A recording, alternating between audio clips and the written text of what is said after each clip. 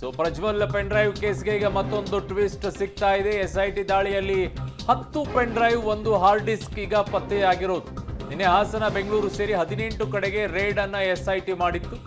ಪ್ರೀತಮ್ ಗೌಡ ಆಪ್ತರು ಅರೆಸ್ಟ್ ಆಗಿರುವ ಇಬ್ಬರಿಗೆ ಸೇರಿದ ಸ್ಥಳದಲ್ಲಿ ರೇಡ್ ಕೂಡ ಆಗಿತ್ತು. 10 ಪೆನ್ ಡ್ರೈವ್, ಒಂದು ಹಾರ್ಡ್ ಡಿಸ್ಕ್ ಅನ್ನ ವಶಕ್ಕೆ ಪಡೆದಿದೆ. ಎಫ್ಎಸ್ಎಲ್ಗೆ ರವಾನಿಸಿದ್ದಾರೆ ಎಸ್ಐಟಿ ಅವರು. ಪ್ರಜ್ವಲ್ ಪೆನ್ ಡ್ರೈವ್ ಕೇಸ್ಗೆ ಈಗ ಮತ್ತೊಂದು ಟ್ವಿಸ್ಟ್ ಸಿಗ್ತಾ ಇದೆ. ಎಸ್ಐಟಿ ದಾಳಿಯಲ್ಲಿ 10 ಪೆನ್ ಡ್ರೈವ್, ಒಂದು ಹಾರ್ಡ್ ಡಿಸ್ಕ್ ಪತ್ತೆಯಾಗಿದೆ.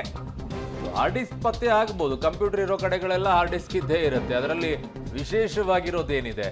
ಆದರೆ ಆ 10 ಪೆನ್ ಡ್ರೈವ್ಗಳಲ್ಲಿ ಅಂತ ವಿಡಿಯೋಗಳು ಇದೆಯೋ ಇಲ್ವೋ, ಆ ಹಾರ್ಡ್ ಡಿಸ್ಕ್ ನಲ್ಲಿ ಒರಿಜಿನಲ್ ಆಗಿರುವಂತ ವಿಡಿಯೋಗಳು ಇದೆಯೋ ಇಲ್ವೋ. ಕಾರಣ ಕಾರ್ತಿಕ್ ಗೌಡ ಏನಿದ್ದಾರೆ, ಪ್ರಜ್ವಲ್ ಅವರ ಮಾಜಿ ಕಾರು ಚಾಲಕ, ಆ ವ್ಯಕ್ತಿ ಹೇಳಿದ್ದೇನು ಅಂತಂದ್ರೆ, ನನ್ನ ಹತ್ರ ಇದ್ದಿದ್ದನ್ನ ನಾನು ದೇವರಾಜೇಗೌಡರಿಗೆ ಕೊಟ್ಟಿದ್ದೆ ಅಂತ ಹೇಳಿ. ದೇವರಾಜೇಗೌಡರು ಹೇಳೋದೇನು ಅಂತಂದ್ರೆ, ಮೊದಲು ಅವರು ಡಿ ಕೆ ಶಿವಕುಮಾರ್ ಅವರಿಗೆ ಕೊಟ್ಟಿದ್ರು ಅಂತ ಹೇಳಿ.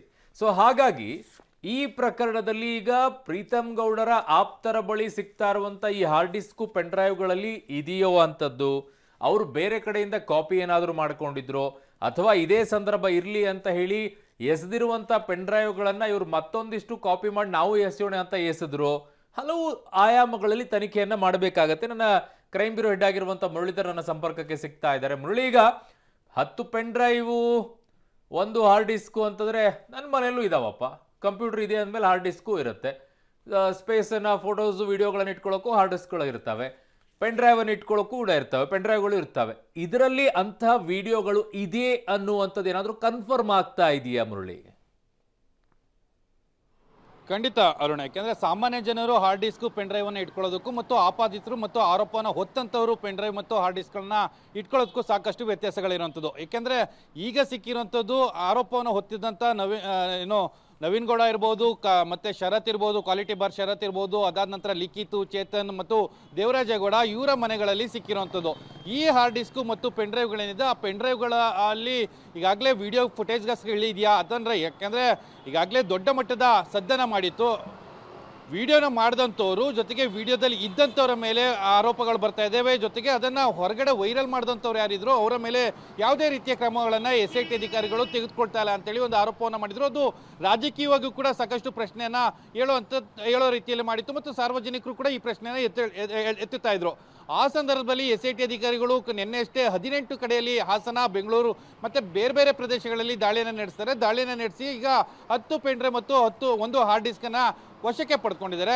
ಸಾಮಾನ್ಯವಾಗಿ ಅವರು ವಶಕ್ಕೆ ಪಡ್ಕೊಂಡಾಗ ಹಾರ್ಡ್ ಡಿಸ್ಕ್ ಅಲ್ಲಿ ಇರ್ಬೋದು ಅಥವಾ ಪೆನ್ ಡ್ರೈವ್ ಅಲ್ಲಿ ಇರ್ಬೋದು ಯಾವುದೇ ರೀತಿಯ ಮಾಹಿತಿಗಳು ಇರಲಿಲ್ಲ ಅನ್ನೋದ್ರ ಬಗ್ಗೆ ಈಗ ಮಾಹಿತಿಗಳು ಗೊತ್ತಾಗ್ತಾ ಇದ್ದಾವೆ. ಆದರೆ ಅದನ್ನು ರಿಟ್ರೀವ್ ಮಾಡೋ ಪ್ರಯತ್ನಗಳನ್ನು ತಿಳ್ಕೊಳ್ಳೋದಕ್ಕೆ, ಅಂದರೆ ಅದರೊಳಗೆ ಯಾವ ವಿಡಿಯೋ ಫುಟೇಜಸ್ಗಳು ಕಾಪಿ ಆಗಿತ್ತು ಮತ್ತು ಹಾರ್ಡ್ ಡಿಸ್ಕ್ನಲ್ಲಿ ಯಾವುದು ಕಾಪಿ ಆಗಿತ್ತು, ಜೊತೆಗೆ ಒಂದು ಮಾನಿಟರ್ ಕೂಡ ವಶಕ್ಕೆ ಪಡ್ಕೊಂಡಿದ್ದಾರೆ. ಆ ಮಾನಿಟರ್ನಲ್ಲೂ ಕೂಡ ಏನಾದರೂ ಈ CPU ಮೂಲಕ ಏನಾದರೂ ಮಾಡಿದಾರಾ ಏನು ಅನ್ನೋದ್ರ ಬಗ್ಗೆ ಕೂಡ ತಿಳ್ಕೊಳ್ಳೋದಕ್ಕೆ FSLಗೆ ರವಾನೆಯನ್ನು ಮಾಡ್ತಾ ಇರೋಂಥದ್ದು. FSLಗೆ ರವಾನೆ ಮಾಡಿದಾಗ ಹಾರ್ಡ್ ಡಿಸ್ಕ್ ಯೂಸ್ ಮಾಡಿದಾಗಿಂದ ಇಲ್ಲಿಯ ತನಕ, ಅಂದ್ರೆ ಮೊದಲು ಯೂಸ್ ಮಾಡಲಿಕ್ಕೆ ಪ್ರಾರಂಭ ಮಾಡಿ ಇಲ್ಲಿಯ ತನಕ ಯಾವ್ಯಾವ ಫುಟೇಜಸ್ಗಳಿತ್ತು, ಜೊತೆಗೆ ಅದರಲ್ಲಿ ಯಾವ್ಯಾವ ಫೈಲ್ಗಳನ್ನು ಇಟ್ಕೊಂಡಿದ್ರು, ಈ ಎಲ್ಲ ಮಾಹಿತಿಗಳನ್ನ FSL ನ ಮೂಲಕ ಪಡ್ಕೊಳ್ಳೋದಕ್ಕೆ ಈ ಪ್ರಯತ್ನಗಳನ್ನ SIT ಅಧಿಕಾರಿಗಳು ಮಾಡ್ತಾ ಇರೋಂಥದ್ದು. Arun, okay Murali, correct. ಸಾಮಾನ್ಯ ವ್ಯಕ್ತಿಗಳು ಇಟ್ಕೊಳ್ಳೋದಕ್ಕೂ ಅವ್ರು ಇಟ್ಕೊಳ್ಳೋದಕ್ಕೂ ವ್ಯತ್ಯಾಸ ಇದೆ. ಬಟ್ ಅವ್ರ ಆರೋಪಿಯಾಗಿ ಆಗೋವರೆಗೂ ಕೂಡ ಅವರು ಸಾಮಾನ್ಯ ವ್ಯಕ್ತಿಯಾಗೇ ಇದ್ರು. ಅವ್ರ ಹತ್ರನೂ ಹಾರ್ಡ್ ಡಿಸ್ಕು ಪೆನ್ ಡ್ರೈವ್ ಒಂದು ಕಡೆಗಾಯ್ತು. ಬಟ್ ಇನ್ನೊಂದು ಪ್ರಕರಣದಲ್ಲಿ ಕಾರ್ತಿಕ್ ಗೌಡ ಮಾಡ್ತಾ ಇದ್ದ ಆರೋಪಗಳು ಬೇರೆ. ನನ್ನ ಹತ್ರ ಇದ್ದಂಥದ್ದು ಮೂಲವಾಗಿ ಕಾರ್ತಿಕ್ ಗೌಡನ ಬಳಿನೇ ಈ ವಿಡಿಯೋಗಳು ಇದ್ದಿದ್ದು. ಅಲ್ಲಿಂದ ನಾನು ದೇವರಾಜೇಗೌಡರಿಗೆ ಕೊಟ್ಟೆ ಅಂತ ಹೇಳ್ತಾರೆ. ದೇವರಾಜೇಗೌಡರು ಇಲ್ಲ, ಮೊದಲು ಡಿ ಕೆ ಶಿವಕುಮಾರ್ ಹೋಯ್ತು ಅಂತಾರೆ. ಅದೇ ಬೇರೆ ಲೈನ್ ಹೋಗ್ತಾ ಇದೆ. ಈ ಕಡೆಗೆ ಪ್ರೀತಮ್ ಗೌಡರ ಆಪ್ತರ ಬಳಿ ಇರುವಂಥದ್ದು ಬೇರೆ ಲೈನಲ್ಲಿ ಹೋಗ್ತಾ ಇದೆ. ಸಿಕ್ಕಿದ್ದೇ ಒಂದು ಚಾನ್ಸ್ ಅಂತೇಳಿ ಪ್ರೀತಮ್ ಗೌಡ ಆಪ್ತರು ಕೂಡ ಸಿಕ್ಕಿರೋ ಪೆನ್ ಡ್ರೈವ್ಗಳನ್ನ ಇನ್ನೊಂದಿಷ್ಟು ಕಾಪಿ ಮಾಡಿ ಹಂಚುವಂತ ಕೆಲಸ ಮಾಡಿದ್ದಾರೆ ಅನ್ನೋದು SITಗಳ ತನಿಖಾ ಪ್ರಾಥಮಿಕ ವರದಿನ ಏನು ಅಂತ. ಖಂಡಿತ ಅರುಣ್, ಯಾಕೆಂದ್ರೆ ಪ್ರಮುಖವಾಗಿ ಅದು ಎಲ್ಲಿ ಯಾವ ಮೂಲ ಅನ್ನೋದ್ರ ಬಗ್ಗೆ ಸ್ಪಷ್ಟವಾಗಿ ಎಲ್ಲರಿಗೂ ಕೂಡ ಗೊತ್ತಿರೋಂಥದ್ದು. ಯಾಕೆಂದ್ರೆ ಪ್ರಜ್ವಲ್ ಅವರ ಮೊಬೈಲಿಂದ ಕಾರ್ತಿಕ್ ಗೌಡ ತೆಗೆದುಕೊಳ್ತಾರೆ. ಕಾರ್ತಿಕ್ ಗೌಡ ಅಂದ್ರೆ ಅವರು ಆರೋಪ ಮಾಡೋದು ದೇವರಾಜೇಗೌಡ ಅವರಿಗೆ ಕೊಟ್ಟೆ ಅಂತ ಹೇಳಿ. ಆದರೆ ಅದಕ್ಕೆ ಪೂರಕವಾದ ಸಾಕ್ಷಿಗಳು ಎಲ್ಲೂ ಕೂಡ ಇಲ್ಲ. ಕಾರ್ತಿಕ್ ಗೌಡ ಅವ್ರನ್ನ SIT ಅಧಿಕಾರಿಗಳು ವಿಚಾರಣೆಯನ್ನು ಒಳಪಡಿಸಿದ್ದಾರೆ. ಆ ಸಂದರ್ಭದಲ್ಲೂ ಕೂಡ ಯಾವ ರೀತಿಯ ಮಾಹಿತಿಗಳನ್ನು SIT ಅಧಿಕಾರಿಗಳಿಗೆ ಕೊಟ್ಟಿದ್ದಾರೆ ಅನ್ನೋದ್ರ ಬಗ್ಗೆ ಗೊತ್ತಿಲ್ಲ. ಆದರೆ ಆ ಪೆನ್ ಡ್ರೈವ್ಗಳನ್ನು ಬಿಸಾಡಿದಂಥದ್ದು, ಅಂದರೆ ಸಾರ್ವಜನಿಕವಾಗಿ ಏಪ್ರಿಲ್ 23ನೇ ತಾರೀಕು ಸಾರ್ವಜನಿಕವಾಗಿ ಬಿಸಾಡ್ತಿದ್ದಂಥ ಪೆನ್ ಡ್ರೈವ್ಗಳೇನಿತ್ತು ಮತ್ತು ನವೀನ್ ಗೌಡ ಕೂಡ ತಮ್ಮ ಫೇಸ್ಬುಕ್ ಅಕೌಂಟ್ನಲ್ಲಿ ಪ್ರಜ್ವಲ್ ವಿರುದ್ಧ ಒಂದು ಸ್ಟೇಟ್ಮೆಂಟ್ ಅನ್ನು ಕೂಡ ಒಂದು ಸ್ಟೇಟಸ್ ಅನ್ನು ಕೂಡ ಹಾಕೊಂಡಿರ್ತಾನೆ. ಆ ಹಿನ್ನೆಲೆಯಲ್ಲಿ ಆತನ ಮೇಲೆ ಅನುಮಾನ ಬರುತ್ತೆ. ಅದಾದ ನಂತರ ಕ್ವಾಲಿಟಿ ಬಾರ್ ಶರತ್, ಚೇತನ್, ಲಿಖಿತ್ ಇವರೆಲ್ಲರೂ ಕೂಡ ಒಂದು ಗುಂಪನ್ನು ಸೇರ್ಕೊಂಡು ಈ ರೀತಿ ಕೃತ್ಯವನ್ನ ಮಾಡಿದ್ದಾರೆ ಅಂತೇಳಿ SIT ಅಧಿಕಾರಿಗಳಿಗೆ ಅನುಮಾನ ಇರುವಂಥದ್ದು. ಕೇವಲ ಇದಿನ್ನೂ ಅನುಮಾನವಾಗಿ ಉಳ್ಕೊಂಡಿದೆ. ಆದರೆ ಅದಕ್ಕೆ ಪೂರಕ ಸಾಕ್ಷಿಗಳನ್ನು ತಾಂತ್ರಿಕವಾಗಿ SIT ಅಧಿಕಾರಿಗಳು ಕಲೆ ಹಾಕಬೇಕಾಗತ್ತೆ. ಆ ಹಿನ್ನೆಲೆಯಲ್ಲಿ ಅವರು ನಿರೀಕ್ಷಣಾ ಜಾಮೀನಿಗೆ ಅರ್ಜಿ ಹಾಕಿದ್ರು. ನಿರೀಕ್ಷಣಾ ಜಾಮೀನು ವಜಾದ ಬಳಿಕ SIT ಅಧಿಕಾರಿಗಳು ಕಾರ್ಯೋನ್ಮುಖವಾಗಿ ಬೇರೆ ಬೇರೆ ಕೆಲಸಗಳನ್ನು ಮಾಡ್ತಾ ಇದ್ದಾರೆ.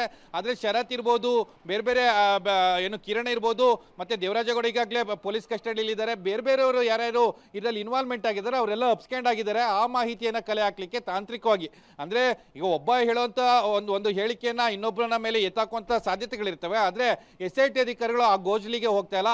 ತಾಂತ್ರಿಕವಾಗಿ ಯಾವ್ಯಾವ ಸಾಕ್ಷಿಗಳು ಸಿಗ್ತವೆ ಆ ಸಾಕ್ಷಿಗಳನ್ನ ಇಟ್ಕೊಂಡು ಮುಂದಿನ ಕಾರ್ಯಾಚರಣೆಯನ್ನ ಮಾಡಬೇಕು ಅಂತೇಳಿ SIT ಅಧಿಕಾರಿಗಳು ಕಾರ್ಯಾಚರಣೆಯನ್ನ ಮುಂದುವರಿಸ್ತಾ ಇರೋಂಥದ್ದು. ಅರುಣ್. ಓಕೆ ಮುರಳೀಧರ್, ನಿಮ್ಮೆಲ್ಲ ಮಾಹಿತಿಗೆ ಧನ್ಯವಾದಗಳು.